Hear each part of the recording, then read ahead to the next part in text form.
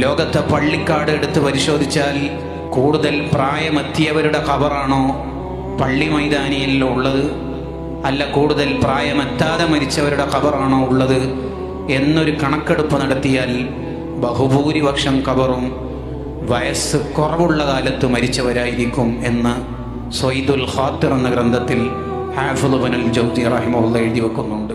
അതിനർത്ഥം ഏത് പ്രായത്തിലും നമുക്ക് മരിക്കാം, ഏത് സമയത്തും നമുക്ക് മരിക്കാം. ആ മരിക്കുന്ന നിമിഷം അല്ലാഹുവിലേക്ക് യാ അയ്യുഹൻ നഫ്സുൽ മുത്മഇന്ന ഇർജിഇ ഇലാ റബ്ബിക റാദിയതൻ മർളിയ, വളരെ ഇഷ്ടത്തോടുകൂടി അല്ലാഹുവിനെ കാണാൻ പറ്റുന്ന മനസ്സും ഖൽബുമായി നമുക്ക് പോകാനാവണം.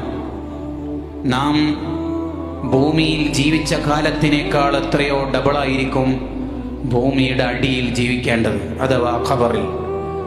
ആദം നബി അലൈഹിസ്സലാം 6000+ കൊല്ലമായല്ലോ ഖബറിൽ. ആകെ ആദം നബി അലൈഹിസ്സലാം ഭൂമിയിൽ എത്ര കാലമാണ് ജീവിച്ചത്? നബി സല്ലല്ലാഹു അലൈഹി വസല്ലം തങ്ങൾ 63 പ്രായം വരെയല്ലേ ഇവിടെ ജീവിച്ചത്? 1800 കൊല്ലമാവാറായില്ലേ തങ്ങൾ റൗദയിൽ കിടക്കുന്നത്? ഇതേപോലെ നമ്മളും ഭൂമിയുടെ താഴെയാണ് കൂടുതൽ ജീവിക്കേണ്ടത്.